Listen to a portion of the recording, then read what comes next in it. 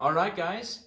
So it's Men of the Bible, and as promised, I get the privilege to interview Pastor Mike Fulmer from Calvary Chapel, Big Bear. Pastor Mike has been a pastor for about 40 years up in Big Bear Lake.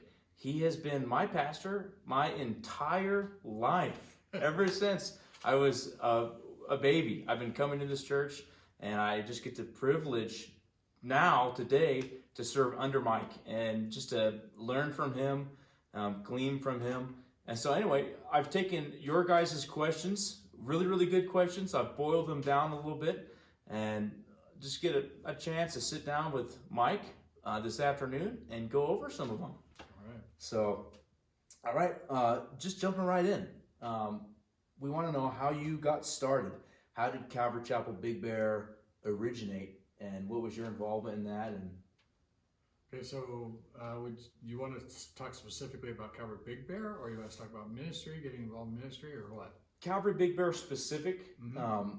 And so basically we're looking at your pastoral role here and on. Okay. So I'm sure there's stuff before that, Yeah. but more specifically that. Okay. I was serving at Calvary Chapel Redlands, which is about an hour drive from here. Working with youth, college career, children's ministry, that kind of stuff. But I felt like God had called me to be a senior pastor. Didn't know exactly. I mean, I didn't know anybody that was that. I never, had a dream to be that. I was just trying to follow His direction. Sure.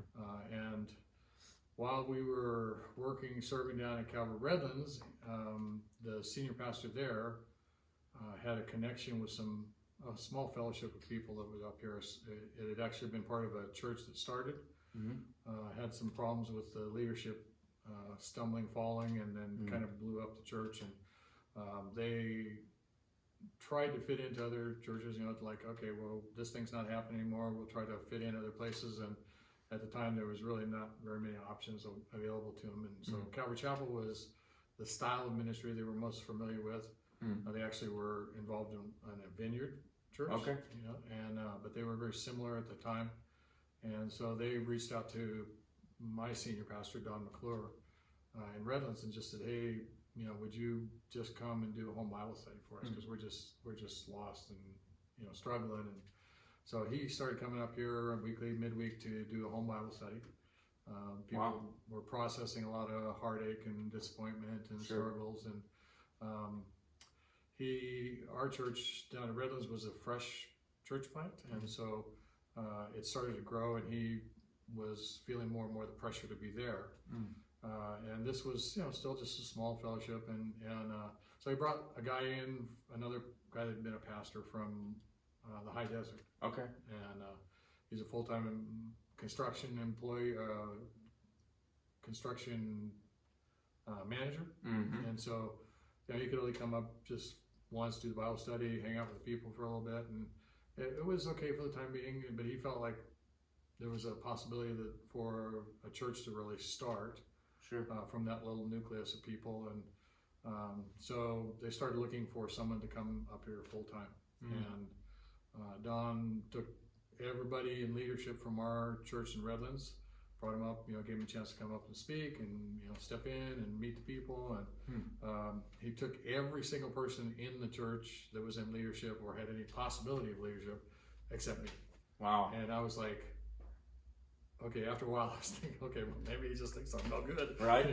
And so at a point in time where the Lord really just stirred up my heart and made it clear it was time for me to step down from being a youth pastor, because I felt like, I love the kids, I love youth ministry, college career, but it just felt like the Lord had something more for me. I didn't know what that was. So I went in and talked to Don, told him I was going to have to resign.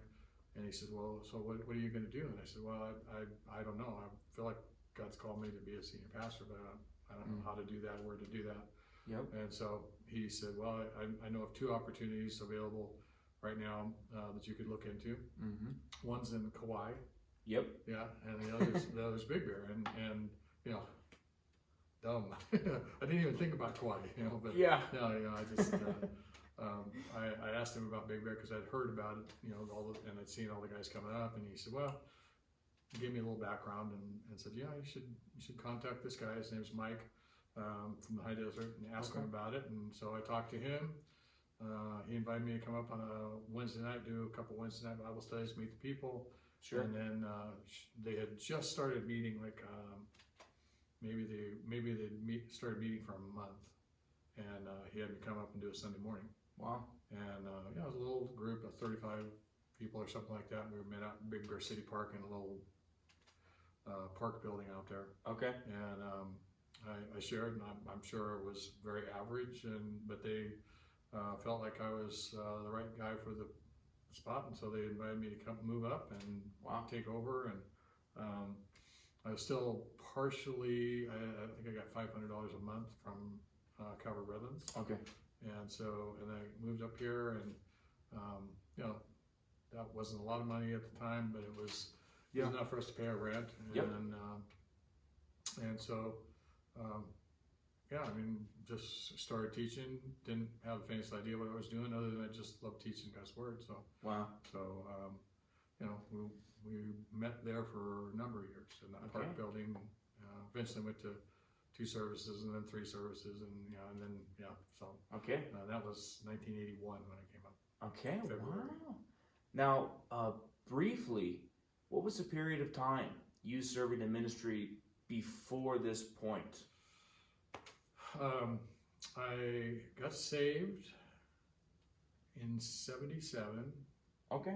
Started going to church at Calvary Riverside mostly, and just they had cassette tapes. I know it's like Stone Age, but they had a lending library where you could go in, and I had a job where I could, you know, I worked like 3 nights a week in a restaurant, you know, a 5-star restaurant kind of thing. Sure. So I made good money, but I was very low work commitment, you know. So I had lots of time on my hand, and I would drive over to Riverside and just sit in the tape lending library and listen to Bible studies, and you know, just any kind of topic there was. I just loved it. And I had just to go to Bible college, and I just went there to learn Bible. I had no intention of going into ministry. I didn't know anybody that was a pastor. I never even thought about it. I was going to be a teacher. Yep. You know, and so went to Bible college because I wanted to learn the Word. I just loved studying, and I thought this would be awesome. And so when I came back from that, I started teaching a home Bible study. Okay. And taught that for probably about at least a year, maybe a little bit more than that. And it started to grow. And then the pastor who had been involved at that Bible college was the one who came down to Redlands and started at Calvary Chapel in Redlands. Okay. And so when the first Sunday that we met as Calvary Chapel of Redlands, it included the study that I was teaching plus 2 studies that he was teaching, was kind of like the nucleus for the group. Okay. And I was just showing up. I was just excited to be there. Oh yeah. And the first Sunday, I think I've told you the story before. The first Sunday, we met in a building on the University of Redlands, and that was a college that I went to and kind of grew up around. My dad used to work there. Okay. And so it was like very familiar. I went through the building that we met in was in the educational department, and I had trained to be a teacher, so I'd spent time in the building, and you know, I felt a little responsibility because of my dad, and I wanted to make sure everything worked well. So I'm in the building, and I'm excited because we're having church. Yep. But and I'm thinking, this is so cool, Calvary Chapel in my hometown with the guy that I love as a pastor, and you know, on the campus I went to, it's just like, it was really exciting. And so I'm standing there talking to Pastor Don, and I'm watching all these kids running around this college educational building. I'm getting a little nervous and so I asked him, I said, so what are we doing about kids? And you could tell he thought about everything but that. Yep. Ushers and this, all the adult stuff, and he looks at me and he looks around and he goes, "You're in charge." There it is. And so I'm like, in charge of what? Yeah. There's nothing. So we quick set up a nursery to take care of the babies, and I took the other kids across the street to the park, and then from that point on, I was a volunteer children's ministry guy, and did that as a volunteer for about a year, and then they brought me on staff to we bought a building that was a warehouse. Mm-hmm. It was a packing house. Mm-hmm. It was literally a packing house warehouse. It was Wow. dirty, ugly, amazingly gross. Yep. And yeah, they bought it and they said, okay, we want to ask you to come on staff to be 80% construction, 20% youth pastor, children's ministry, high school director, and assistant. And I'm like, okay, It's a lot. It's a lot, yeah. So Wow. but great. You know, it's pretty stretching, pretty challenging. Sure. I know that I started out more as a flake than anything else, and I'm sure that I made Don pushed him to the edge of his patience numerous times. But Yep. he was very gracious and That's good. yeah, helped me get through. That's what I do to you. yeah. You know, he don't push me very much. Yeah. So what's interesting? So we have 77 to 81. Mm-hmm. It's a short period of time. It's not that long. No. It's worth noting. So God really Yeah. launched you Yeah. into the ministry. Yeah. One of the questions that we got, which is really practical for pastors of any sort, is finding a place to meet. Mm-hmm. We know sometimes the living rooms get crowded quickly. Mm-hmm. I mean, you fill it up with 10 people and it feels crowded.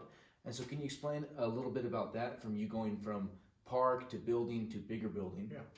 Well, I mean, I wish I had some like magic formula for you, but there's nothing like that. I mean, Yeah. there's within any community, and you know, you think of the area you want to minister in, and it's like if you have relationships with people in a certain area. I mean, you think of some of these guys that are in different settings. We're in one little town, you know, but some of it is proximity. You go, if we, you know, we could rent a building way the heck over there, but we can't get the people over there. So what good is that? Sure. And yeah, you have to think of practicality. You have to think of, you know, I mean, so you go, you can, I mean, obviously you got to use your brain, Right. you know, but it's really about a Chuck's thing of, you know, where God guides, God provides. Mm-hmm.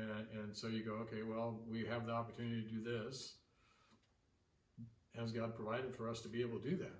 Mm. You know, if not, then you go, well, that's obviously not God's will. Right. That's good. So, I mean, we started with a little tiny building in the Big Bear City Park, pretty homely, ugly, you know, boring building. Right. And then we figured out, oh, we got to do something for children's ministry. So we started looking around. There was a house that we could rent on the weekends nearby. It wasn't ideal by any stretch. And you go, well, we made it work. You know, we just got to make it work. You know, we could do outside. Well, you can't really do it outside up here. You know, I mean, some places like in the Philippines, they'll meet outdoors under a tree because they can get shade and it's cool and they can do it. Okay. But sometimes you go, hey, there's no shade. We can't do it outside. We got to be indoors. We got to get some type of wind, air conditioning, something. Right.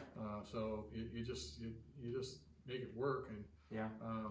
the plus part of it, I mean, we, like probably some of these guys, they have to be mobile, meaning that you have to pack everything in, whatever that is, if it's in your musical instruments and PA or whatever, and that's a big amount of work. Mm-hmm. And it's obviously way easier when you go. We have one location, we get to leave stuff there, and Sure. we get to call it home, and we get to use it more than just a couple hours on a Sunday. But I don't know, the Lord uses that stuff. You know, there's times where you go. I mean, if we're spoiled enough to go, okay, we got 15 people, our living room only holds 10, so we should go rent a building. Really? Right. Maybe not. Good point. You know, so maybe you just go, hey, well, okay, we open the doors, you stand outside, you know, or maybe it's self-limiting for a while, and you go, we're going to just have 15, and we get 20, 5 people are going to have to leave.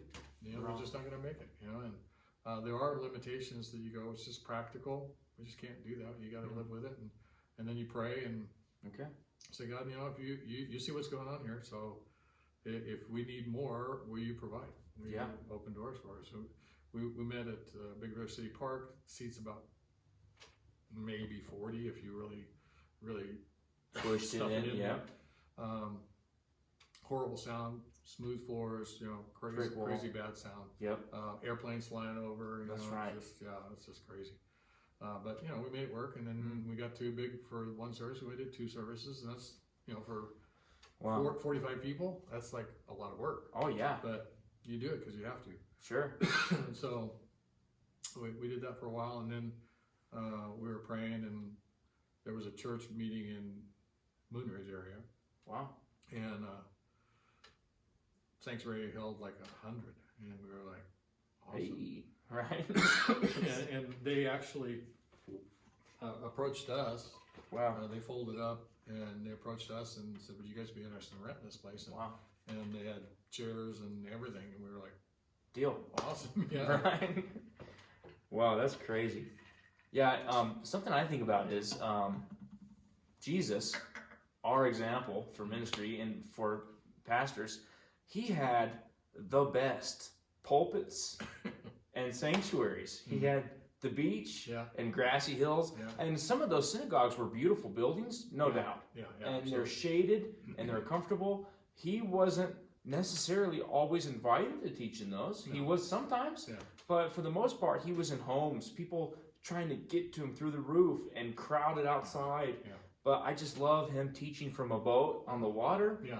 It's like, why do we have to complicate things sometimes? Well, there's some of that stuff might be cultural. Okay. I mean, for America, culture, big buildings and stuff like that, and some of that might be.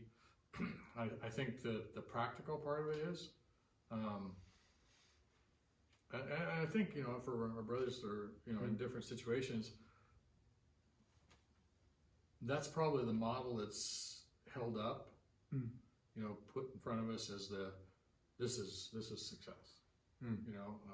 Big, and Interesting. crowds of people, and there's always a mixture inside your heart. Part of it is like, I want people, I want to reach people, I want to reach a lot of people for the Lord, and that can be very sincere and genuine. But there's also always somewhere in there, it's like, I want to be popular, famous. Right. I want to do it well and have people go, oh, double gulp. Oh, Yeah. So there's always some of that in there, and you got to go, yeah, that's why it's really good that it's, let God bring the increase and add. And, Amen. Because the things that we see here, I think is pretty, I'm not unique in the observation, is that the bigger the church is, the less connected people are. Yeah. And so they have to constantly try to fight to break it down into small groups. That's right. And you go, well, if small groups are really where the bulk of the ministry takes place, Sure. then being small is not bad. Right. You go, I think Chuck was a great example of that, and just saying, when he started at Costa Mesa, there's 25 people there, and he just had a heart to say, I just want these people to be the best fed 25 people that there are. Amen. And you go, wow, that's the simplicity and the purity of going, hey, just want to love and serve your people, and if God brings, there'll be problems with it as well as blessings that come with it. So fair enough. Yeah. You know what? That is perfect, because that glides us straight into a concern that another pastor had. His church is not growing, and he's concerned about it, and so he wanted to know what your thoughts on church growth would be for him. I could say don't worry about it, but that's probably not going to happen. Of course, you're going to struggle over that, and Sure. Because there's a part of us that we go, we just want to be effective, and so I guess I would start with and this is I want people to know, when I share stuff, we have a commitment that, as a ministry, and my personal commitment is that we always tell people to do like the Bereans, receive things openly, but then test them according to God's word. So it's like, don't run with anything that I say unless you go back and find an example of it or find it taught somewhere in the word. Sure. But I think that part of the central issue is it's not really church growth. It's not really even fruitfulness in the way we would evaluate it. That's not how you evaluate your ministry. The central thing that Paul said, it's required of a steward that he be found faithful. Right. And So it's like, do what God's called you to do.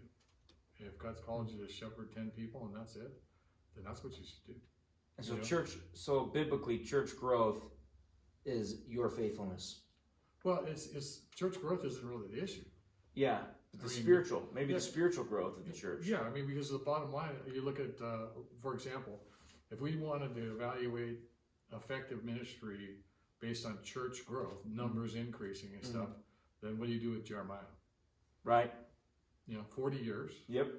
Preached faithfully, prophet of God, not one convert. Right.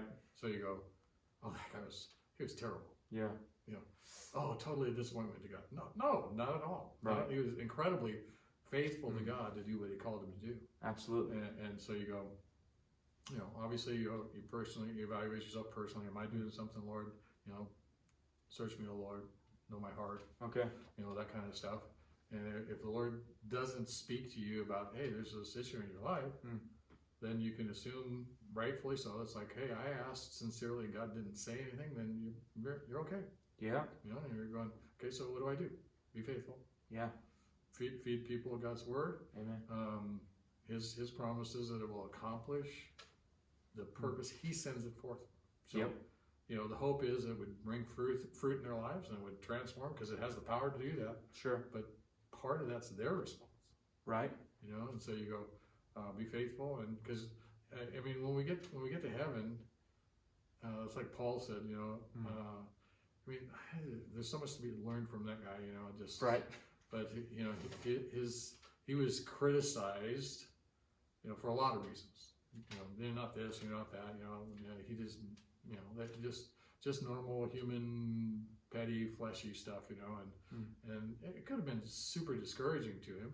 Yeah. Not like he had a hard situation anyway, but he said, to the Corinthians, he says, it's no big deal for me to be judged by you. Yeah. It's like he doesn't.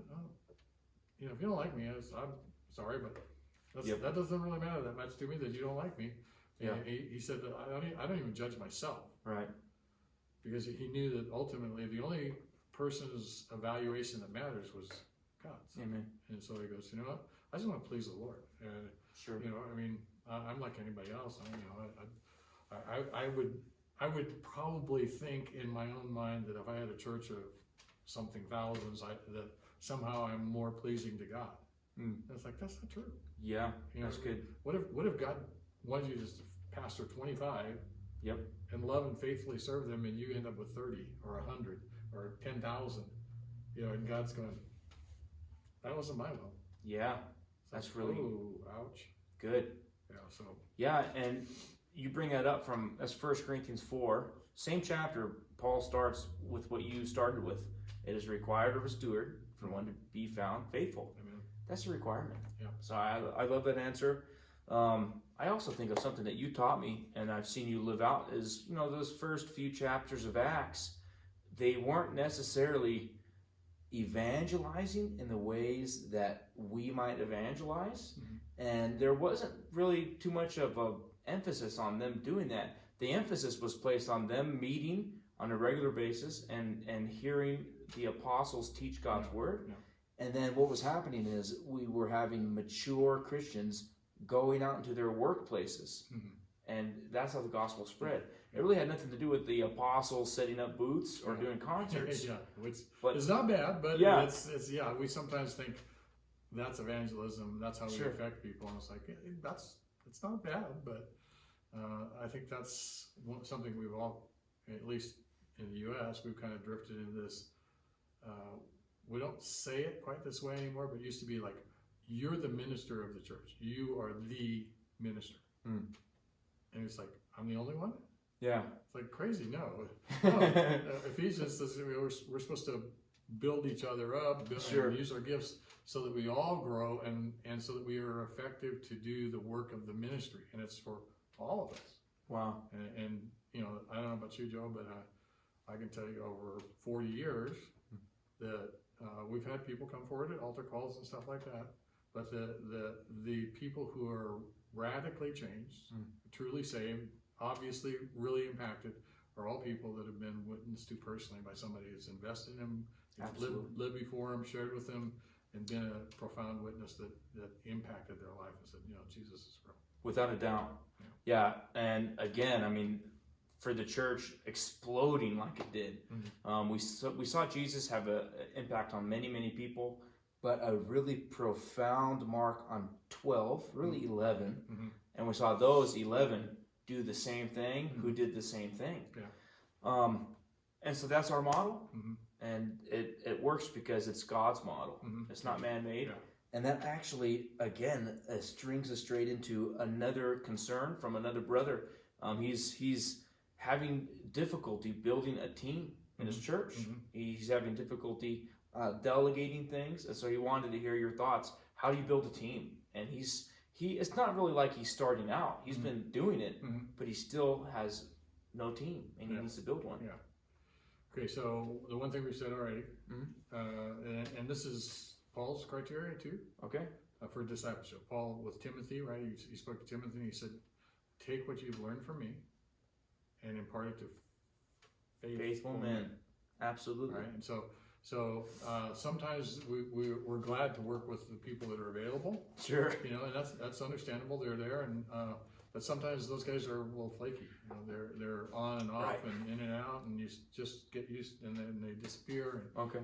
And so that will set you up for frustration and disappointment. And not that you stop ministering to people, but the focus of discipleship. I mean, really, that's what I would say if you want to build a team. Consider that you're pouring into them to train them to be disciples.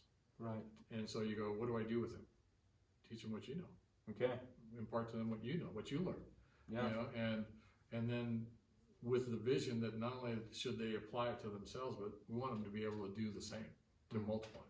And when it comes to the delegation stuff, that's okay. This is a normal problem that everybody has. Right. Okay. Everybody has is especially when you start out as like the pastor, you start out, you're probably doing everything.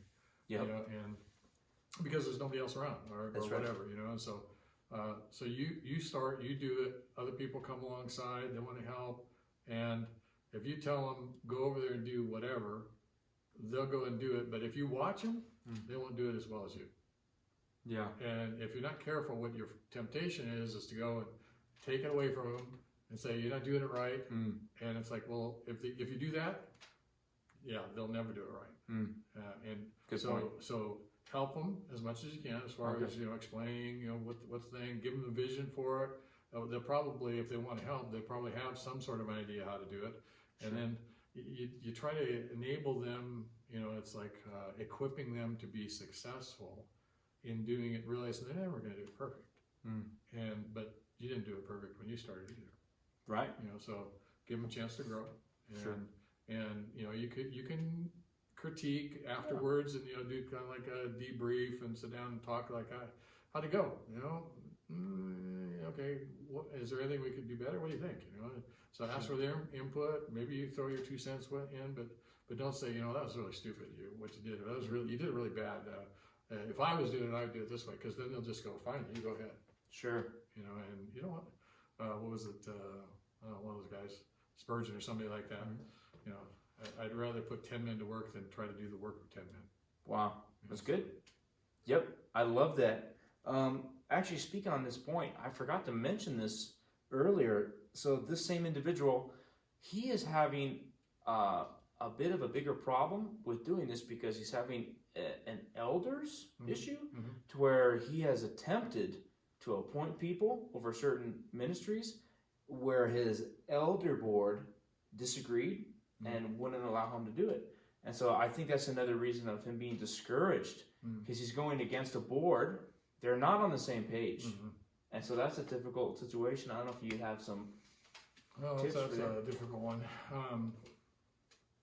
I mean, that could go into a whole bunch of different possible discussions. I'm like sure. How does the church government work? Right. There's lots of different philosophies about that. Okay. I would encourage him to say, you know what, okay, let's be wise, or I don't know what the right word I'm looking for, but let's be practical and say, you know, do we really believe that God's over our lives? And so if those guys are not on the same page with you as the leader, as the pastor, then maybe you need to invest some time in getting them on the same page by prayer together, sharing your hearts together, talking about ministry philosophy, you know, things like that. Because I mean, I don't know how they got there, but maybe God has a bigger purpose for it. You know, to say, okay, well, you know, maybe God doesn't want him there, right? You know, and doesn't want him there, doesn't want them there. I mean, those are all possibilities. But I'd start with the idea is like, maybe what's really necessary is I got to get those guys share my heart with them so that they really trust me as a pastor. Yeah. Because, you know, I mean, depending on the circumstances, they could have hired him. Yeah. And they feel like they have to coach him and direct him, and you know, that's not a great situation. So that is really good. I love that. Let's work together. You know, we are not on different teams, and we're not serving separate gods. Yeah. So hey, let's join in. Let's be biblical about it. That's what unifies our mind. Yeah, I mean, prayer time, worship time together. Yep. You know, yeah. Good. This next one's a bit heavy, and you've had your fair share plus some of pastoring through storms. It is not blue skies every day, and it's not easy every day. I think I've been kind of vaguely serving, you know, for a number of years, but really I've only been in this position I'm in now for 2 years. My goodness, what a crazy 2 years. And I was thinking about this, like, it's only been 2 years and there's been so much, and it has been a bit rocky. Yeah. And so being faithful, pastoring through the storms, it's a good one. Yeah. It's a good question. Yeah. Well, there's plenty of times people want to quit. Sure. You know, I mean, there's plenty of times, you know, and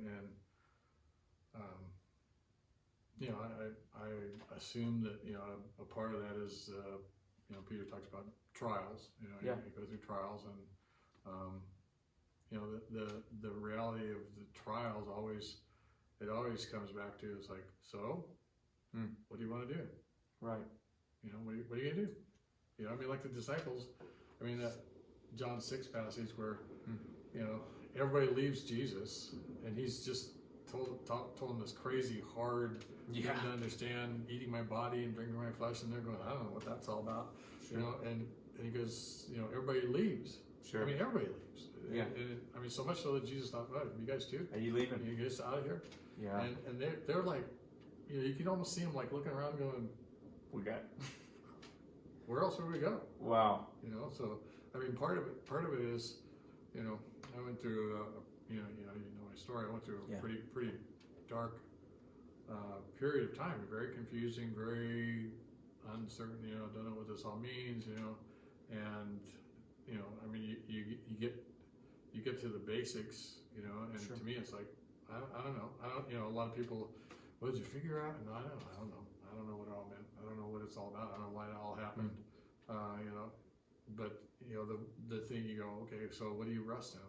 There's a little Chuck said at one time, you know, if God hadn't spoken to you lately, what's the last thing he told you to do? Then do that, you know. And it's like, do you have a foundation? Do you have and for me, it was like, I knew that Jesus was real. Yeah. I knew that he died for me. I knew that I was forgiven. I couldn't make much sense out of the rest of the stuff that was going on, but it's like, I'm not walking away from him. That's right. So you know, I'm, you know, times when you go, sucks, ministry sucks. Sometimes, you know, people break your heart, and Jesus obviously knew that, and you know, sometimes it's because you're too soft and vulnerable, and sometimes it's because it really hurts, and it's confusing, and you know, the question is like, so what are you gonna do? I know. You know, it's like, well, I'm not gonna walk away from you, Lord. I don't. Amen. I don't know. I'm just gonna cling to you, and you just show me what to do today, and tomorrow show me what to do. Amen. Wow, that's really good. And I guess my brief experiences have been similar to a very small capacity, just with people. I think people hurt, and it's hard. I mean, it's hard though, because you're serving the ministry, you're serving people. You're trying to enable and equip people to serve, and so when they hurt, it hurts, and it's a direct impact. But I like your answer, because God has said it in the past to Samuel. They haven't rejected you, Samuel. Mm-hmm. They've rejected me. Mm-hmm. They're not angry at you. It's just between me and them. And that's a comfort for me. I know sometimes you get hurt. You get hurt from an individual or from a person or from people.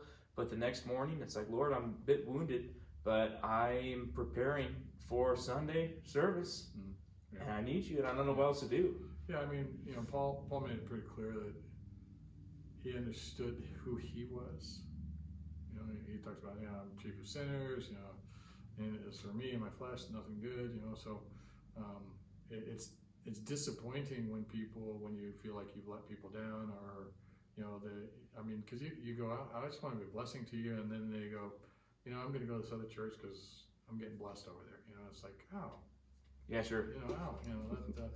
But at some point, we got to. For me, I gotta go back to this. Like, well, why did I think I was the answer to their problems anyway? I want to help, but it's only by God's grace that we can be a benefit to people. And so, if they go someplace else, you just go, hey, God bless them. Pray that they'll be fruitful there. Wow.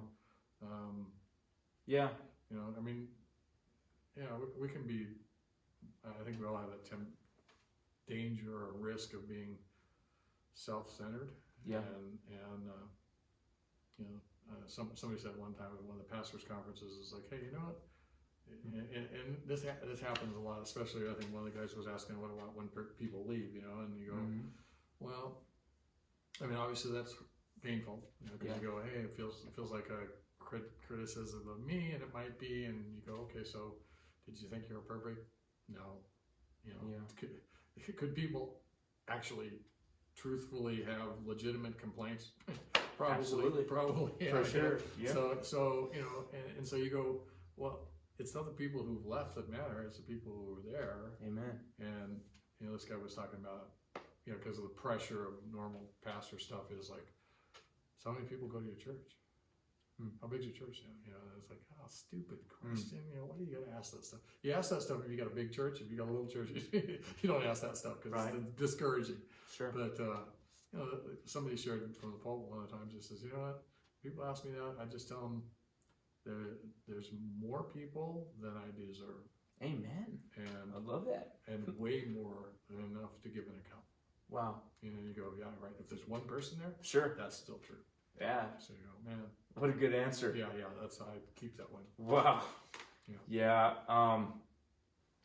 I love that, and I feel like sometimes we take it a bit. I don't know why we take it personal, and I think you kind of mentioned that because a lot of times there's so much that we don't see that's going on. That's what I've found. Yeah. It's like, so we get personally hurt. What's their problem? Well, there's a bigger picture. God knows it. I take so much comfort, and sometimes I'll go home late at night after serving. I'll be pretty discouraged, and I will just dump it all at God's feet. Yeah. And then what I love is being able to walk away with Him keeping all that. Mm-hmm. It's like, Lord, I'm bringing this, and I can't take it anymore. Yeah. So I'm leaving it with you. And He's taught me a lot through that. I'm going to try that. Yeah. It's like, I just can't even hold on to it because we're not meant to do that. Yeah. So don't take it personal because it's really... it's God's got it. Yeah, it's His deal. It's His deal. And so like you just mentioned, we have a brother from Brazil. He's pastoring, and a lot of these questions are coming from him. Mm-hmm. I really appreciate you and his questions. And another thing is he's going through is a lot of people leaving his church, and so it's kind of on the tail end of what we just talked about. Mm-hmm. He's discouraged about that. I don't know if you'd offer maybe just a cap on. Well, there's always going to be a part of that you go, that makes me sad. Because you want to, if you have the right heart, which is you want to be a blessing to people, you want to feed them, minister to them, sure. and they effectively say, I don't want your ministry. That's no way to make that easy. Sure. But you got to step back and go, wait a second, why am I in this in the first place? I'm in it to serve God. And so, you look at the world that we're in, and without criticizing people or whatever, it's like there's a whole bunch of reasons why people can leave. I know. And so you just have to go. you know, you live in Big Bear, you guys don't know our town, but we have a very fluid community. I mean, people are coming and going all the time. Sure. And even within the community, people visit, you know, they pop around to different churches and stuff. And it's always exciting, you know, there's always a part of it that's like when somebody comes from another church, it's like, awesome, you know, we're going to love on these guys. And then when they leave, it's not so awesome. Yep. You know, but it's like, hey, it is what it is, you know, and Is what it is. so what you can do is I would just encourage them, it's like, if people come, love them while they're there, minister to them, pour the word into them faithfully as much as you can, and hope and pray that when they leave, whatever reasons they leave for, that they leave with something.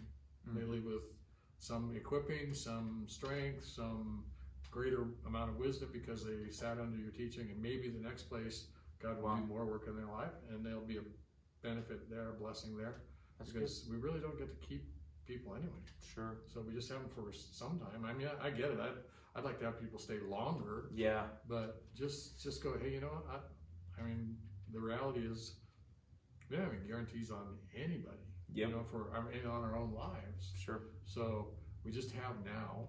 And so I would just encourage him to do his best to just love them now. Okay. And if they go someplace else, don't be mad at them. Try not to. Try not to be mad at them.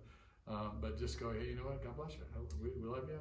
Sure. You know, for whatever reasons you choose to come back here, you'll be welcome here because Absolutely. we're here to serve you and to serve the Lord. And part of that is serving you. Now, does this pastor, does he have an obligation to, what can he do? Does he need to reach out to these people? Does he need to be talking to them, or does he need to let them go? I'm probably the last person you should talk to about that. But, No. Here's my attitude about it. It's like if they have a problem and they leave without telling you, then that really is on them. Okay. Because they should have said, hey, you know what? I'm struggling with what you taught, or I'm struggling with the way you get to do this, or I don't like this. It's like, okay, well, talk to me. You know, that's the biblical thing. If I've sinned against you in some way, you're supposed to come to me privately and talk to me. And you know, I mean, certainly if you run into him in public, and or if the Lord puts it on his heart, you know, say, hey, you need to talk to that brother. Well, that's being led by the Spirit. That's not a. Yeah. In this situation, the code, the pastor's manual says you should do this. Like, no, be yielded to the Spirit of God, and there may be some people, because everybody has different reasons. So there may be some people that God's going, hey, you need to check in on this guy because there's something going on here in his life that he really needs to know that you care, that you miss him. And so we're going to be led by the Holy Spirit, and that's going to involve praying for him. Just because they left doesn't mean we can't lift him up. Right. So yeah, that's good. This is an awesome question. So this is a brother from Africa, and he's so busy doing the ministry that he finds that he is too busy for God. I love this question. It's a bit sensitive for me because I see a lot of people in ministry make that mistake, and it really bothers me. It's like, how can you not have a personal time with God? I don't get it. Right. And so thankfully he realizes it's an issue. Yeah. I think that's a good step. Yeah, absolutely. It's first step to realize that this can't be right. Right. And knowing it's an issue is great. So what's the solution for that? Well, okay, so some of this is some of it's just biblical. Okay, right. Jesus prayed. Jesus spent time. He did it, needed it. Okay, we should do that. I mean, obviously, right. But practically speaking, on top of that, not in addition, like before that, but on top of it, after that, is the fact that I'm sure he can. I have no idea what it's like in Africa. I've never been to Africa, but I can imagine some of the circumstances, depending on if you're in a village or if you're in a big city, that there's needs everywhere. Sure. And that part's true here. There's always more needs. Okay, there's always more needs than you can possibly meet. Right. Okay, so that means no matter if you stay awake 24 hours a day and work 7 days a week, Yep. all day, every day, I mean, with every spare minute, you still wouldn't meet every need. Yeah. Okay, and you know, sometimes we try, well, I got to be more organized, I can cram more stuff in here. And you got to start with the idea of like, you can't meet every need anyway. Right. Okay, so if you can't meet every need, that means some needs are not intended by God for you to meet them. Right? So you go, okay, I just need to know which ones he wants me to respond to. Right. And how do you suppose you'd figure that out? We're asking, we're praying, we're with him. Spending some time with the Lord going, God, I need your direction today, because otherwise I'm just going to get overwhelmed by all this stuff. And there's a part of it that can be a real mind game for us, is that somehow if I don't do this, the need won't get met. And you go, so you're the Savior? Right. No. Yeah, we would all go, no. Yeah, that's right. No, we're not. And so that goes back to that faithfulness thing is sure what God expects of me, demands of us, or requires of us, is that we just be faithful.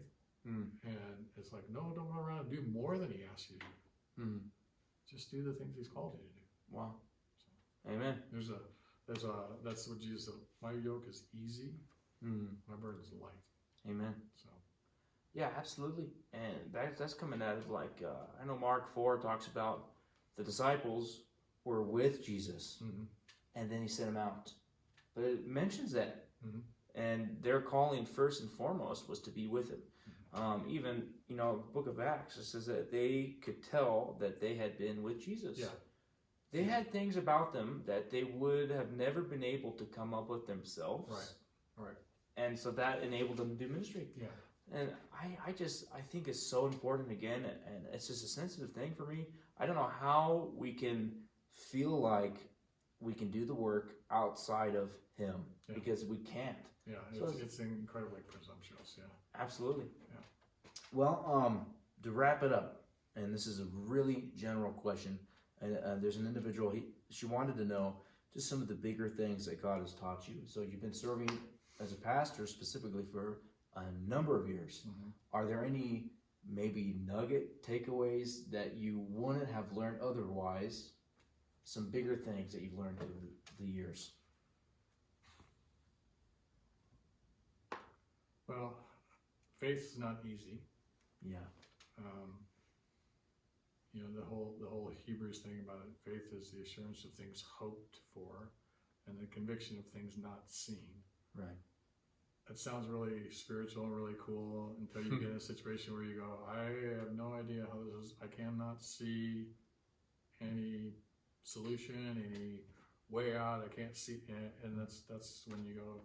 That's when you have to hold on and go. Just the simple thing of being in over your head in some circumstances, and Sure. Do you really believe God has not forsaken you? Yep.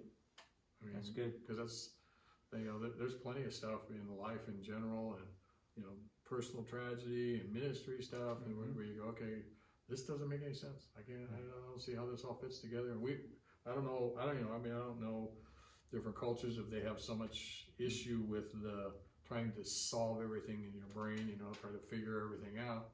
But for us, a lot of us, it's like, I just want to feel like I understand. And faith says, no, it's, you have confidence that what you hope for is God's promise to be in control, be in charge. He hasn't forsaken you, and you can't see it, and you still go, but I believe, I have confidence that's true. Okay. And stuff that goes on in churches, they have church splits, they have people, board stuff, and immorality, just like crazy stuff, and you go, God, how can this possibly be okay? And what does this mean?